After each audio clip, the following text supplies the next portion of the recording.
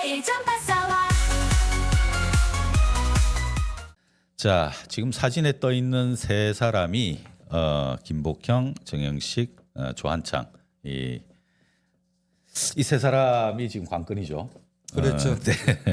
예, 이 사람들이 그 재판관 8명 중에 기각이나 각하 의견을 낼 것으로 예상이 될 수 있는 뭐 8대 0으로 저희들은 그 믿고 있습니다만 지금 뭐 언론이라든가 그 동안의 스탠스들을 감안했을 때 이 사람들이 뭔가 8대 0에 반하는 다른 의견을 낼 수도 있겠다.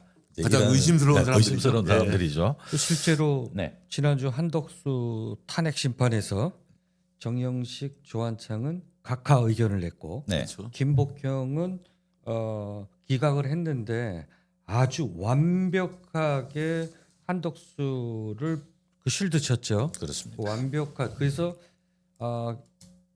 일각에서는 김복형이가 최악의 빌런이다라고 했는데 네. 어제까지 제가 오늘 오전까지 저희들도 한번 정보 수집들을 하고 취재도 했지만 조한창이가 네. 빌런이다라고 해서 저희가 조한창에 대해서 취재도 많이 하고 그렇지 않았습니까? 네. 그래서 끝까지 긴장을 놓으면 안 된다. 셋 중에 누가 과연 최악의 빌런 역을 맡을 것인가? 네.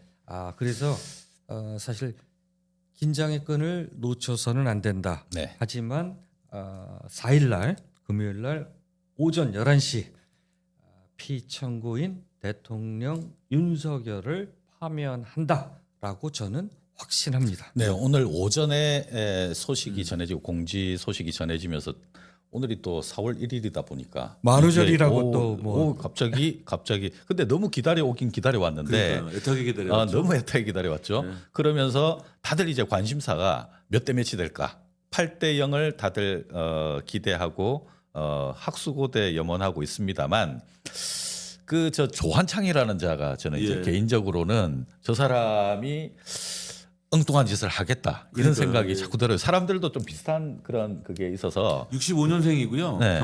경기도 수원 출신이에요. 네. 수원 출신이고 영동고등학교 나오고 서울대 법대 나왔는데 네. 이 양반은 그 옛날에 그 시절에도 문제 저 판사 누구죠? 서지 서지현 판사. 검사. 그 판사한테도 판사. 예. 뭐 불리하게 판결해가지고 문제가 됐던 사람이고 네. 그리고 제일 의심스러운 거는 조한창 자신이 전두환 그 경호실장 했던 분 아니에요. 예. 아무래도 이 양반은 극우 쪽 성향이 강한 사람이고 그리고 네. 저기 한동훈이가 임명했다라는 얘기가 있습니다. 예. 저 사람이 사실은 우리가 주목하는 이유가 살아온 행적을 보면 엉뚱한 짓을 할 것 같다라는 그런 의심을 지울 수가 없는데. 그리고 네. 제가 윤석열이가 탈옥했을 때 네. 지규현 판사가 회개망측한 논리로 윤석열을 탈옥시켰잖아요. 그렇습니다. 심우정이가 뭐 탈옥에 동조했고 네. 그때 양승태를 주목해야 된다. 탈옥하던 순간에 윤석열이가 뭐라고 그랬습니까?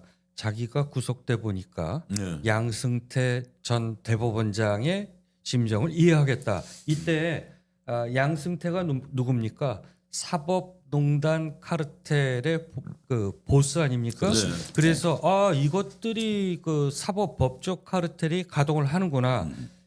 그래서 양승태를 주목해야 된다라고 했는데 조한창 재판관이 바로 양승태 사법농단에 연루된 인물입니다. 네. 그래서 판사 시절에 판사 탄핵 소추까지 거론됐던 인물이고 대법원 대법관 후보에 3차례나 올랐던 인물이에요. 네, 입지전적인 오르긴 인물인데, 했는데, 네. 예. 그러면 저 자는 분명히 저희가 그 엑스파일을 조심해야 된다. 판사들 사법농단 수사 임내하고서 윤석열 검찰이 판사들의 파일을 전부 갖고 있잖아요. 그렇게 해서 쥐고 있는데 조한창도 사법농단 연루자이기 때문에 검찰 캐비넷에 들어있을 것이다. 그러면 윤석열의 인사 스타일을 보면 꼭 흠결 있는 자들만 요직에 꼭 꼽아놔요. 네. 중요했죠. 심우정은 저거 아닙니까? 우리가 방송에서도 얘기했지만 인천지검장 시절에 네. 김건희 그 마약에 연루된 그 정황이 있는데 거의, 예. 의혹이 있는데 그때 덮어준 게 심우정이고 그 보훈으로 검찰총장이 앉혔다.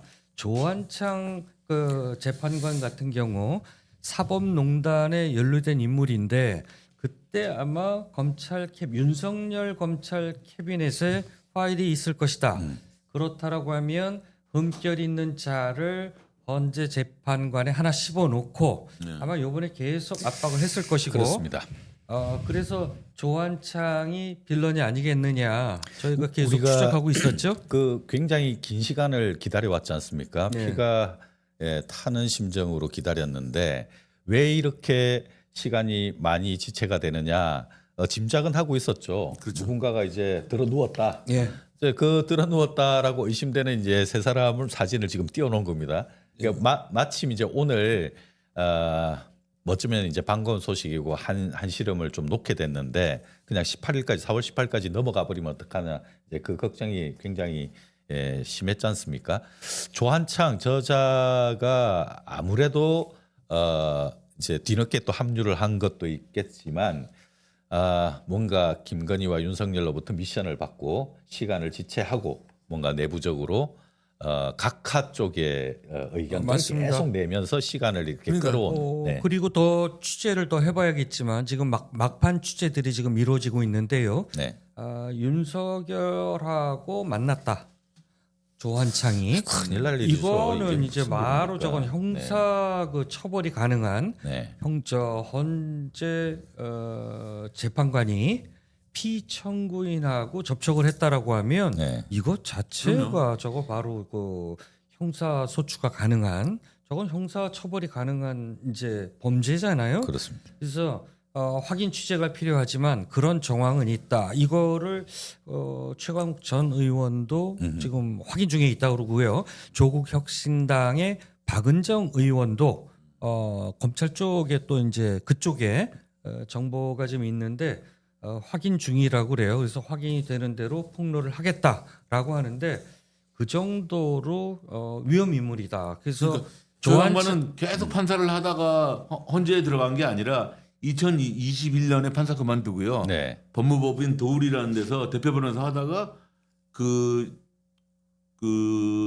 윤석열 정부 때 헌재에 들어간 양반이에요. 네. 네. 네. 저자는 86년 3학년 시절에 사법고시 그러니까 합격해서 머리는 좋은 것 같아요. 86년이면 저도 당시에 대학 시절에 대학 생활을 했고 예. 87년 그 우리 그 6월 혁명, 6월 항쟁 전에 86년 굉장히 치열했거든요. 학생 운동이. 그런데 그때 3학년 때 도서관이나 아니면 고시원에 처박혀서 사법시험 자신의 입신양명만을 생각했던 자고 그리고 장인이 바로 정동호 하나회 출신이고 전두환 정권 시절에 경호실장도 했었어요. 그렇습니다. 그 집 딸하고 그러니까 자신의 그 이익만을 챙기는 전형적인 국가와 무슨 뭐 법치, 국가와 민족은 뒷전이고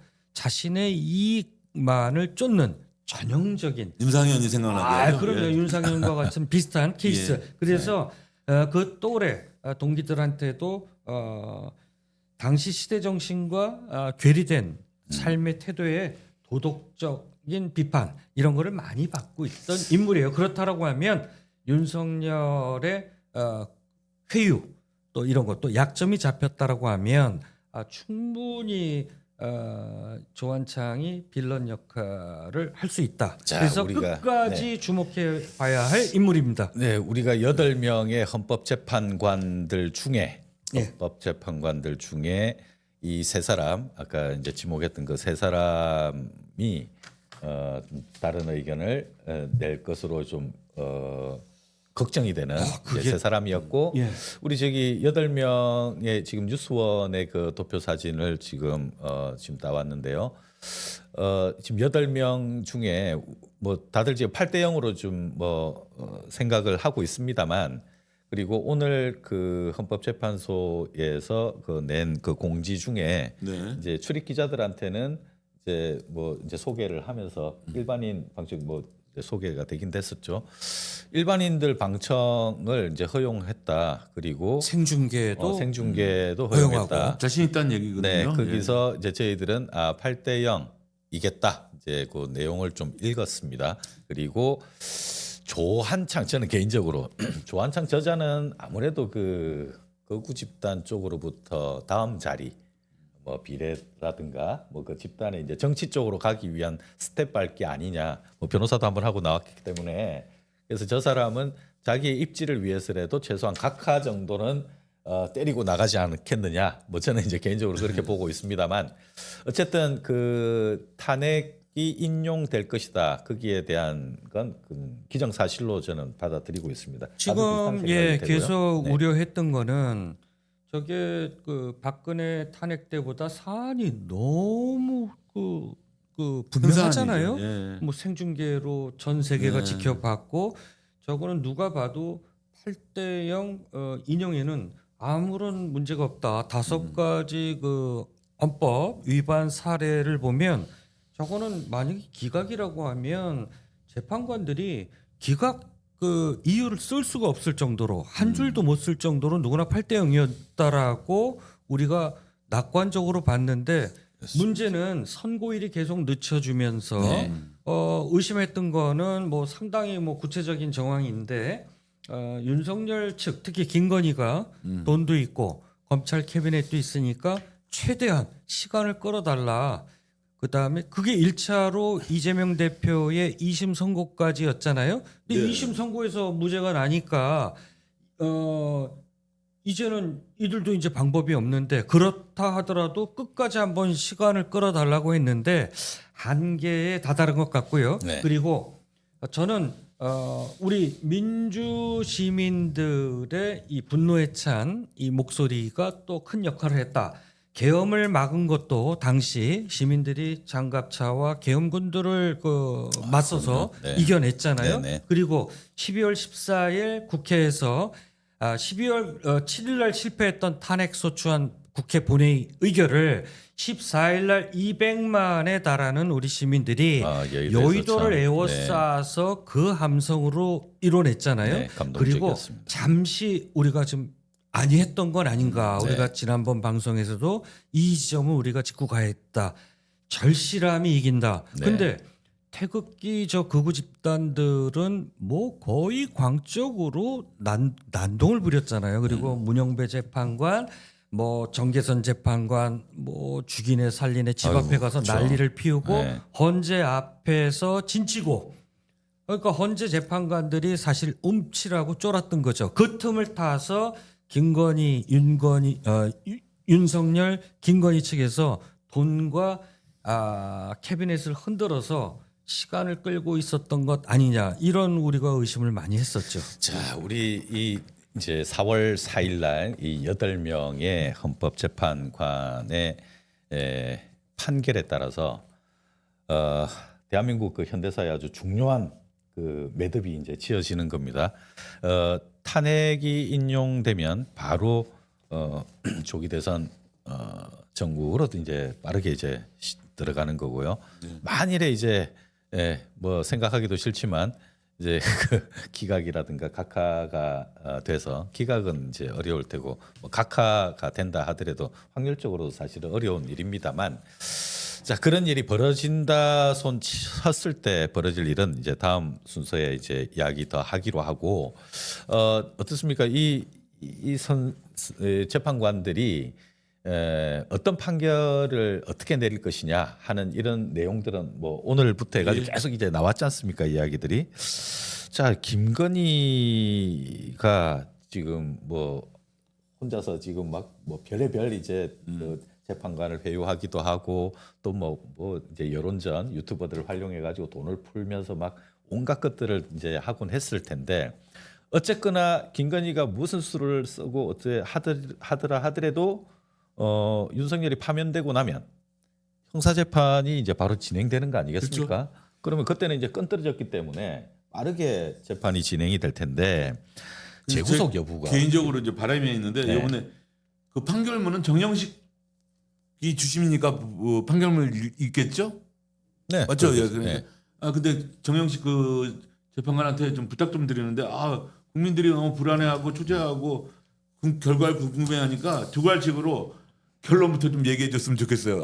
그때 옛날에 박근혜 때는 계속 얘기하니까 이게 뭐 풀어주겠다는 거야 아니면 구속을 시키겠다는 거야 국민들이 많이 쫄아했어요. 예. 네. 저는 뭐 8대 0을 낙관하고 또 오늘 8대 0이 아니면 안 된다라고 하는 거를 칼럼으로도 쓰고 이제 여기 오기 전에 네. 했지만 미니멈 6대 2다. 그 근거가 있어요. 지금 지난주에 양 진영을 흔들어 놨던 게 SBS 임찬종 네. 기자가 5대 3 이른바 되돌아게 걸렸다. 그 양반이 라고 그렇게 주장 많이 소설을 하죠. 썼죠. 예, 예. 소설이었죠, 소설. 임찬종 기자는 아주 유명한 친검 기자잖아요. 네. 법조팀 중에서 특히 기억나는 거는 2019년도 조국 사태. 저는 조국 사태라고 쓰고 윤석열의 난이라고 항상 표현을 하는데 윤석열의 난 때 철저하게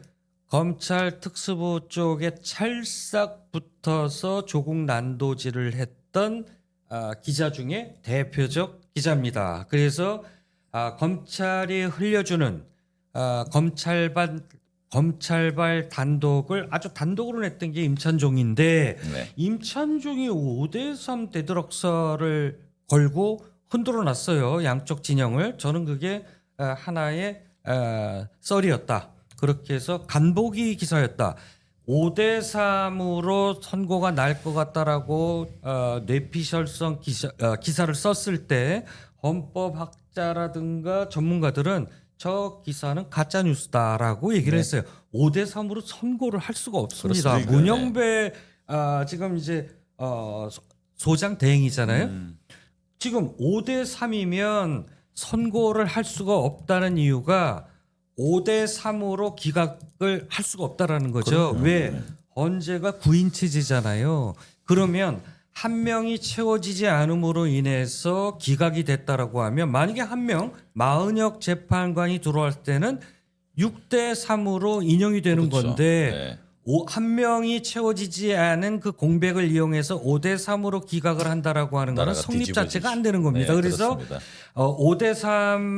5대3의 썰이 흘렀을 때 그래서 문영배 재판관이 선고기일을 못 잡은 거예요. 예. 그렇게 해서 마은혁 재판관을 빨리 채워달라. 라고 하는 또 SOS일 수도 그렇죠. 있었고요. 네. 그래서 민주당이 그때서야 뜨거라 하고 마은혁 재판관 빨리 임명 안 하면 한덕수 탄핵 카드를 지금 썼잖아요. 그런 것들도 영향을 미쳤는데 이제 설사 미니멈 6대2라 하더라도 그러면 5대3 대들하게 걸렸던 3명 우리가 좀 전에 얘기했던 김복형, 조한창, 쟤 누구야? 정형식. 정형식. 셋 중에 한 명이 네. 인형적으로 돌아섰다. 네. 그렇기 때문에 정리가 된 선고기일이 잡혔다. 네. 그래서 저는 8대 0을 낙관하지만 네. 최악의 시나리오로서는 6대 2다. 예, 그래서 최악은 6대 2. 저는 윤석열 파면은 낙관해도 좋다. 네. 이렇게 감히 저는 뭐 윤석열이가 탄핵이 예상을 되면요. 합니다. 네. 헌정사상 두 번째예요. 박근혜 때문에. 그렇습니다. 박근혜 때 네. 이후 두 번째로 탄핵이 되는 거고 2002년 5월 10일 취임 후 1060일 만에 집으로 돌아가는 겁니다. 네. 그리고 검찰이 그러니까 다시 그러면 집으로 돌아가지 않고 대다수 국민들이 저거 집어넣을 수 없냐라고 생각하는데 그렇죠. 다시 빵으로 집어넣어야 된다고 생각하는데 네. 그럴 가능성이 많아요. 왜 그러냐면 검찰이 다시 강제 수사에 나설 경우 윤석열의 재구속 가능성은 굉장히 높습니다. 법정에서 예. 바로 구속시킬 수 있지 않습니까? 그렇죠. 네. 그리고 그 검찰도 지금 정치적 부담을 덜어낼 만큼 강공 드라이브를 할 게 불을 봐도 뻔하거든요. 그런 면에서 윤석열이 다시 빵에 들어갈 확률은 높다고 봅니다. 예. 예, 당연히 이제 그렇게 돼야 되고 탄핵이 그 기정사실로 지금 받아들여지고 있고요. 그리고 오늘 그 기세라는 게 있지 않습니까? 그 기세가 사실은 그 지난번 이재명 그 2심 무죄 선고가 난 이후 공기가 달라졌습니다. 확연히 그러니까 달라졌습니다. 보수가 멘붕에 빠진 게 그렇죠. 계속 그 극우들을 네. 붙들어 맸던 게 물론 돈도 있었지만 이재명 그 분명히 대선에 못 나온다 이렇게 해서 가스라이팅을 시켰는데 네. 뭐 심지어는 법정 구속 얘기까지 나왔었어요. 맞습니다. 예, 예. 그런데 2심에서 완벽하게 그러니까요. 무죄가 되는 순간 왜 우리가 예전에 뭐 사이비 종교인데 휴거 그 기억들 나시죠? 휴거일에 뭐 그래서 다 모여서 뭐 다 네. 증벌한다라고 했는데 안 이루어졌잖아요. 그때 완전히 멘붕이 오잖아요. 그러니까 근데 사실 일반인들은 어떻게 생각했냐면 1심에서 2심 1심에서 졌던 사건을 2심에서 무죄 받기는 정말 어려워요. 네, 1%도 안 돼요. 네. 그 기적이 일어난 거니까 네. 일반인들은 다 그 뭐 법정 구속이 되는 거 아니냐. 그리고 뭐 재판이 질질 끌리는 게 아니냐. 아니면 이재명이가 선거에 못 나오는 게 아니냐. 이렇게 생각했던 거죠. 맞아요. 예. 그 기세가 그때 2심 무죄 판결 나고 난 다음에 기세가 확 꺾여가지고 그렇게 이제 넘어오다가 지금 예상 밖으로 이게 또 18일까지 넘기면 윤석열 복귀 가능성이 있다 이제 뭐 5대3 이야기 막 나오기 시작했다가 지금 오늘 갑자기 이제 또 허를 찔리는 이런 네. 상황이라 가지고 여론의 네. 흐름도 무시 못하고요. 헌재는 형사 재판도 아니고요, 그러니까요. 민사 재판도 아니고 공무원의 징계를 결정하는 성격이잖아요. 그렇습니다. 지금 윤석열 이 그러니까요. 탄핵 심판은 그랬을 때 여론의 추이를 무시 못하는 거죠. 이재명 대표가 무죄가 선고되는 순간 중도층에 있던 그 혹시나 했던 중도 성향의 국민들이 이제는 윤석열이 탄핵돼야 된다. 그 다음에 조기 대선이 이루어졌을 때 정권 교체냐 정권 유지냐에서 정권 교체 쪽으로 여론의 흐름이 급격하게 변하기 시작합니다. 네. 그러면 헌재 재판관들도 지금 우리가 계속 지난주에도 비판했던 게 그러니까요. 법에 의해서 법만 판단해라라고 했는데 정치질을 했잖아요. 눈치 그러니까 보고 간 헌재는- 보고 헌재는 지금 눈치 보다가 예. 이 여론의 추이가 이렇게 급변하니까 이제 세 명이 혹시 맞아요. 뭐 눈치 보다가 인형적으로 돌아섰기 때문에 전격적으로 4월 4일 날 선고일이 잡히지 않았냐 이렇게 보는 겁니다. 그냥 헌재는 오늘 탄핵일을 내 가지고 면피가 되는 거 아니에요. 아니죠. 그동안 국민들이 헌재 때문에 얼마나 고생을 했어요. 그렇습니다. 이거 헌재 무용론까지 나왔어요. 그래가지고 이게 정말 좀 안정이 되면 이거 헌재에 대해서 다시 한번 이게 진짜 있어야 되는지 없어야 되는지 아니면 있으려면 어떻게 있어야 되는지 다시 한번 이야기거리가 돼야 돼, 논의거리가 돼야 된다고 생각해요. 저는. 네. 제가 그 헌재에 당부도 하고 비판도 하고 이거를 정말 최근 들어서 하루도 안 걸리고 칼럼을 썼어요. 네. 정말 헌재가 이대로 가면 헌재 존재 자체를 부인하는 것 스스로 그렇죠. 당신들이 헌재를 이제 말아먹게 되는 장본인이 될 것이다. 그리고 역사의 죄인이 될 것이다. 그러니까 헌법 위헌이면 위헌 그대로 헌법에 기초해서 법과 양심에 따라서 판단을 해야지 왜 헌재 재판관들이 정치질을 하려고 하느냐, 왜 간보기를 하느냐 이거에 대해서 우리가 지난주 방송에서 정말 뭐 제가 막 욕도 하지 않았습니까? 헌재는 정말 처절하게 비판당해요. 맞습니다. 헌재 맞습니다. 자기네들이 시간- 판단하는 게 아니잖아요. 네, 예, 헌재 국민들이 판단하는 시간이 거 따라야지. 지금 진행되고 있지만 사실은 헌재 시간이라기보다는 이제 국민의 시간인 것 같습니다. 헌재가 국민의 어쩌면은 떠밀려서 마지못해서 시간 끌기도 그러니까요. 안 통하고 국민 그렇게 이기는 지금 권력은 온 거죠. 없고 네. 대한민국은 민주공화국이고 대한민국의 모든 권력은 국민으로부터 나온다. 이게 헌법이에요. 그렇습니다. 그러니까 우리 국민들이 이제 헌법을 달달달달 외울 정도인데 헌재 재판관이야말로 헌법을 위반했으면 그대로 판결을 하면 되는 겁니다. 그러니까요. 국민들이 다 지켜본 사건이잖아요. 그럼요. 근데 그걸 빨리 못하고 여태까지 끌었다는 거는 그럼요. 헌재가 비판받아 마땅해요. 비판 예. 받아야 되고요. 차제에 이런 식으로 헌재가 계속 정치적인 그 눈치 보기를 한다라고 하면 헌재 없애는 게 나아요. 헌재는 없애야 된다. 다음 그 7공화국이죠. 개헌을 하게 되면 또 헌재는 없애고 다시 대법원으로 들어가고 87년 민주항쟁에 우리가 산물로 결실이 헌재였는데 헌재가 제 기능을 못한다라고 하면 헌재는 다시 폐지함이 그렇습니다. 마땅하죠. 그 헌재가 86년, 87년 그 산물로 만들어졌습니다만 그러니까요. 사실은 더 거슬러 올라가면 계엄이라고 하는 그 전두환 45년 전 계엄 때문에 그 토대 위에 만들어진 거 아니겠습니까? 그 계엄으로 인해 가지고 만들어진 전두환 정권의 이제 말기에 만들어진 게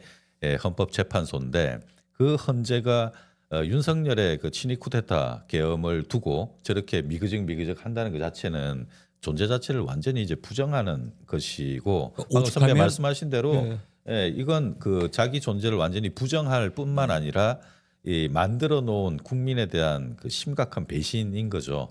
그래서 저희들은 일단 그 이번 그 4월 4일 탄핵 심판이 8대1 만장일치로 윤석열 파면을 선고할 것으로 믿고 있고요. 바로 그 다음에 이어져야 될 것이 윤석열에 대한 형사재판이 속전속결되면서 김건희죠. 김건희 그 아주 그 암적인 존재, 우리나라의 그 악의 근원으로 지금 주목되고 있는 저 김건희를 어떻게 처단할 것이냐.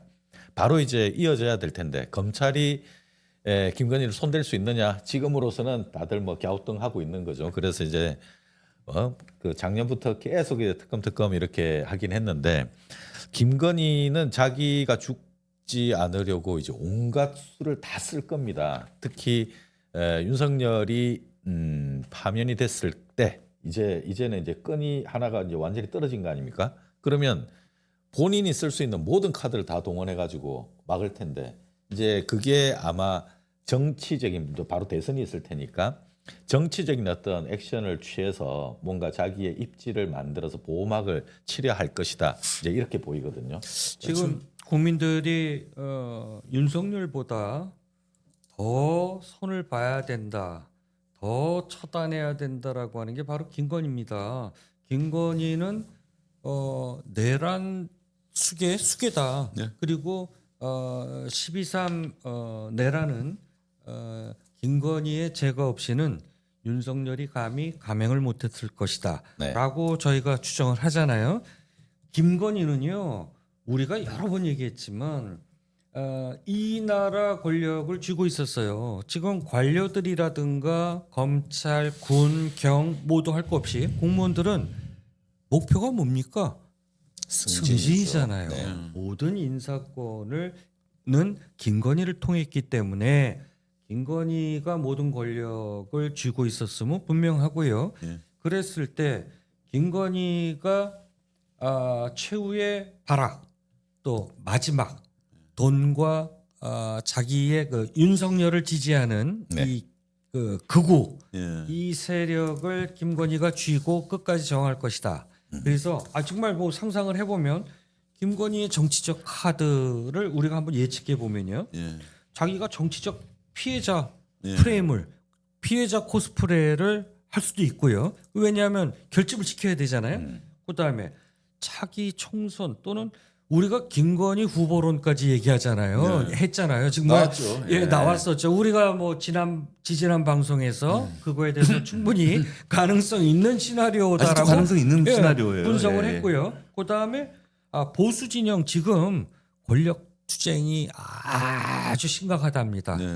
특히 국힘의 당권 싸움이 차기 그렇겠죠. 대선보다는 조기 대선이 벌어졌을 때 이재명을 이길 자 없다라고 판단을 하고 당권을 누가 지느냐인데 지금 국힘 당권을 갖고 있는 쌍권이 있잖아요. 네. 쌍권하고 김건희 세력하고 지금 아주 세력 싸움이 권력 그럴 겁니다. 다툼이 네. 심각하답니다. 보수는 분란으로 망한다라는 얘기가 있는데 네. 진보가 아니라 요새는 보수랍니다. 그리고 근데 제가 가장 우려되는 부분이 하나 있는데 이번에 그 탄핵을 과정 1년의 탄핵의 1년의 과정을 거치면서 이 아스팔트 보수 애들이 뭉쳤어요. 뭉치는 기회를 준 건 사실이에요. 네. 그래가지고 13 개헌 이후에 이 탄핵 반대 집회를 중심으로 아스팔트 보수들이 뭉쳐가지고 만약에 윤석열이가 탄핵이 되더라도 얘네들은 그 거센 저항을 할 거예요. 아마. 그렇겠죠. 그러니까 네. 김건희는 결상전 자세로 예. 저항을 할 거예요. 예. 김건희 돈이 있죠. 예.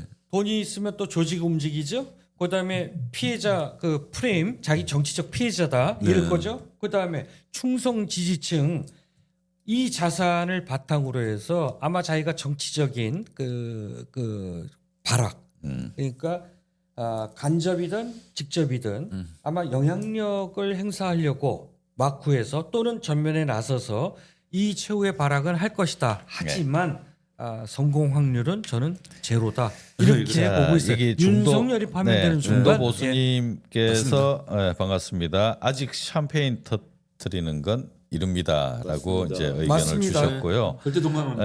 6대2, 5대3 캐스팅 보트 한 사람에 의해 천국 지옥을이라고 의견을 주셨습니다. 그러면서 조한창, 정영식을 요주인물이라고 이렇게 주목을 저희랑 하고 있고요. 예측감이 같. 김복경이까지. 예. 네. 그 이현주님께서 악귀라고 이 뭐 악의 이 구렁텅이에 이 지금 막 모여들어 있는 이런 모양새인데 자, 오늘 저희들이 그 다음 코너에서 이제 이야기 될 부분은 만일에 이제 윤석열이 기각이라든가 각하로 인해서 복귀를 한다. 이제 이런 일이 벌어졌을 때 대한민국이 어떤 상태로 들어서게 될 것이냐 이제 이야기를 이제 해보겠습니다만은 좀 끔찍한 일이죠. 근데 지금 그 김건희가 방금 이야기하신 대로 김건희는 윤석열이 탄핵이 됐다 하더라도 본인은 본인 액션을 취할 거란 말입니다. 그럼요. 네, 그래서 탄핵이 되든 안 되든 간에 그 김건희라고 하는 자는 지금 정치적인 그런 무대에 본인의 영향력을 행사하려고 지금 적극적으로 갈 준비를 지금 해놓은 거죠. 조직을 꾸려놨는데 그게 아스팔트 쪽이고 거기 아스팔트에 또 빌붙는 국회의원들을 또 조직해놨고 예. 그게 또 내년 지방선거까지 있다 보니까 영남권에 기반을 둔 그 사람들은 맞습니다. 또 결집을 네. 할 수밖에 없고 그래서 김건희 자기 세력을 지금 만든 거예요. 윤석열이 만일에 파면이 되고 깜빵으로 들어간다 하더라도 본인은 본인대로 갈 건데 단지 검찰에 달려 들어가지 않게끔 하기 위해서 온갖 수를 다 쓰지 않을까. 그렇게 이제 보호막을 치려고 하겠죠. 근데 민주당에서 있을 수는 없는 얘기지만 만약에 헌재에서 각하 결정을 내릴 경우 네. 윤석열이 곧바로 직무에 복귀하잖아요. 그렇죠. 그럴 경우에는 민주당에서 어떻게 하려고 하냐면 다시 윤석열이를 탄핵 소추안을 발의해 가지고 표결에 나서려고 생각을 하고 있습니다. 계속 예. 이제 계속 복잡해지죠. 네, 예. 그렇습니다. 국힘 내부에서는 네. 윤석열이가 다시 복귀한다라는 거는 예. 국힘 내부에서도 악몽이라고 합니다. 민주당보다 더 악몽일 거예요. 아마. 예. 저거 감당 안 돼요. 네, 윤석열을 짊어지고 뭘 하겠습니까? 뭐 민주주의 붕괴는 뭐 기정사실인데 네.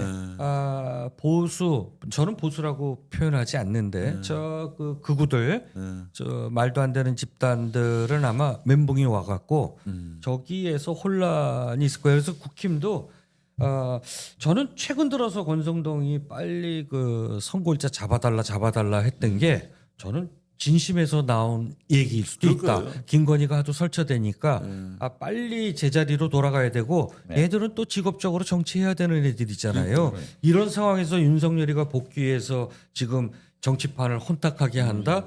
국힘도 아마 상상하기 윤석열이가 시나리오일 만약에 겁니다. 복귀해 가지고 있다고 하면 국힘 애들은 그 선거하지 말아야 돼요. 선거하는 족족 깨질 거예요. 아마. 예. 그렇죠. 그 사실 국힘에서 그 정치인으로 사는 사람들은 알잖아요. 갖다 썼더니만 이게 아니라고 실패가 그러니까 됐거든요. 실패한 카드죠. 그러니까 지금 예. 이미 이제 암적인 존재가 됐기 때문에 윤석열은 도려내야 되는 거죠. 네. 도려내고 어떻게든 이제 뭔가 수습을 해야 되는데 이게 지금 다 엉킨 상황이에요. 아스팔트는 등장했고 극우 집단으로 자기네들도 발이 지금 빠져 있는 상태고 김건희는 등에 업고 있고 그렇죠. 그러니까 그 안에서도 자중 질환이 일어나고 있는데 근데 그 틈에 또 이제 보수를 재건해야 되겠다라고 하는 오피니언 리더들이 또 이렇게 또 들어오고 있고 엉망진창이 돼 있는 상태입니다 지금. 실제로 지금 뭐 상상하기조차 끔찍한 일이지만 만약에 기각이 돼서 윤석열이 다시 대통령으로 복귀한다? 이거 민중 봉기 그럼요. 혁명 일어납니다. 혁명은 피를 부르잖아요. 자, 그 이야기는 유혈 이제 사태. 그 다음번에 이제 이야기하겠습니다. 자, 지금 우리 제일 전파사 시작한 지 40분 돼가고 있습니다. 구독 좋아요를 부탁드리겠습니다. 그리고 밑에 하단에 보면은 후원도 있습니다. 후원할 수 있는 방법이 카카오뱅크 계좌번호가 있는데 후원도 잘 부탁드리겠습니다. 오늘 지금 네. 저희가 9만 구독자가 9만 4천 명을 넘어서 네, 곧 9만 5천 명. 9만 5천 명. 와, 진짜 우리가 시작할 때 네. 우리 꿈의 이제 10만. 그 그게 사실 이제 머지않아 예, 달성될 것 같아요. 저희들이 그 지난 8월 말에 첫 방송을 하고요. 그리고 11월 16일에 집회 방송을 토요일에 나가서 했을 때 그때 저희들이 구독자가 5천 명이 되질 않아 가지고 5천 명도 안 되는 구독자를 가지고 어디 부스를 찾는다고 이러니까 되게 좀 망신도 많이 당했습니다. 우리가 저 장애 집회 때 장애 집회 윤석열 내란 터지기 전에 네, 윤석열 터지기 탄핵하자고 이제 거리 집회가 광화문에서 열렸잖아요. 그래서 네. 저희도 현장 라이브 방송한다고 그러고 괄시를 당했죠, 괄시를. 그러고서 이제 장비를 민주당 갔는데 네. 비표를 받아야 우리도 방송을 할 거 민주당. 아니에요. 근데 뭐 어디냐고 해서 우리 네. 김태혁 의원이 가고 제일 전파사다 그랬더니 구독자 몇 명이냐 그랬을 때 저희가 그때가 5천 명이 안 될 안 됐어요. 때예요. 안 됐어요. 그랬더니 5천 명 아니면 비표 안 준다고 해갖고 아유, 비도 오는데 저희가 비도 눈물을 오는데. 머금고 네. 그게 그날이 그 11월 16일이었는데 그 전날 11월 15일이 이재명 그 1심 재판이 있었던 날이에요. 맞습니다. 그래서 그게 맞습니다. 센게 떨어졌잖아요. 근데 며칠 전에 이제 2심 무죄가 났습니다만 그때 이제 1심 판결 보고 와 이거 진짜 잡아 죽이려고 작정을 비는 했구나. 주룩주룩 오죠. 근데 이제 마음도 그런데 비는 주룩주룩 오고 5천 명 안 된다고 또 이렇게 면박 비슷한 것도 당하고 하다 보니까 그래서 벌써 제가 이제 제 신문사 명함 주고 네. 아유 우리 유튜버 아니다. 그러고서 이제 간신히 남이 차려는 부스 옆에서 간이 방송했던 기억이 네. 그제 같은데 그랬었는데 저희가 벌써 이제 10만을 바라보고 있습니다. 예. 여러분들이 정말 후원과 성원을 많이 해주셔가지고 자 그 석맘님께서 네 수고 많으세요. 그 자녀 없는 건이가 웬 동력심이 그리 많을까 의아했는데 결국 조직을 움직였네. 자금이 필요했겠네. 조단이랍니다. 조단이 그게 지금 이 사람들은 김건희는 꿈이 크잖아요. 그 통일 대통령에 대한 꿈도 가지고 있고 윤석열이 대통령 되기 전부터 대선 때부터 본인이 정권을 잡겠다고 본인이 인사를 다 하고 정책을 세우고 그야말로 그 박근혜 최순실은 여기에 비하면 그 뭐 그냥 애기들 장난쳤던 세발의 네. 피죠. 이 사람은 본인이 대통령 되려고 꿈을 가졌던 사람인데 네, 참. 근데 요즘 들어서 극우들이 조금 포기한 그 정황도 느껴진다. 네. 실제로 극우 쪽의 집회가 인원이 지금 뭐 많이 안 모이기 시작했고 극우 유튜버들의 조회수가 급격하게 떨어진답니다. 이재명 무죄 나올 때부터 그런 겁니까? 그럼요, 예, 그럼요. 예. 정치와 시사 토론 전문가들 한자리에 재미와 함께 진지 색다른 시선으로 심도